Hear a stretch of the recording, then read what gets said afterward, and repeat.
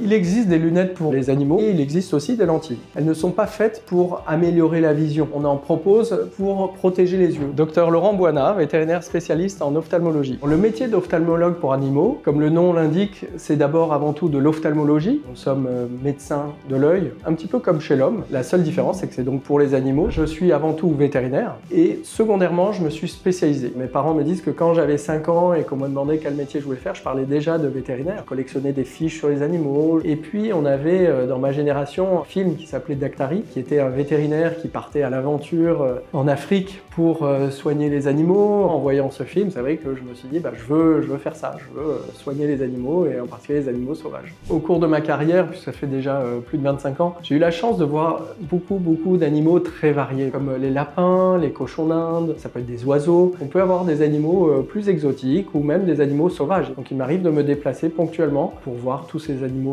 sauvages. Le cirque Medrano m'a appelé parce que l'éléphant présentait une cataracte. C'est un souvenir vraiment unique pour un vétérinaire. Un rêve d'enfant aussi. Soigner l'éléphant, qui est quand même un animal qui fait rêver, assez mythique. Et aussi le challenge technique. On était obligé de s'adapter et d'aller plus loin qu'avec d'autres animaux. On me demande souvent comment les propriétaires ont l'idée de nous amener ici leur animal. Ils arrivent à percevoir soit un problème de vision, donc l'animal va se cogner, il va être gêné dans les escaliers lorsqu'il y a moins de lumière, il va être très gêné dans la vie de tous les jours, et ils vont percevoir aussi des douleurs. Un animal qui a mal, il va moins manger, il va être gêné, il va fermer l'œil. Donc ce sont finalement des signes externes, visibles, qui vont motiver la consultation. L'œil de l'animal ressemble énormément à l'œil de l'homme. Donc il y a beaucoup de similitudes dans les pathologies, tout ce qui est cataracte, glaucome, ulcère, conjonctivite, ce sont des maladies similaires chez l'homme et chez l'animal. Pour savoir si un animal déjà voit ou pas, le premier test que l'on fait, c'est un test de clignement à la menace. C'est-à-dire qu'on approche la main, tout simplement, et on voit si l'œil se ferme. Et après, avec des instruments, on a les moyens de savoir un peu plus précisément quelle est la vision de l'animal et quelle maladie il a. Donc pour cela, on a par exemple un biomicroscope, comme un effet de loupe qui va me permettre de voir tous les détails au niveau de l'œil et voir toutes les anomalies. On regarde le fond d'œil, donc l'aspect de la rétine,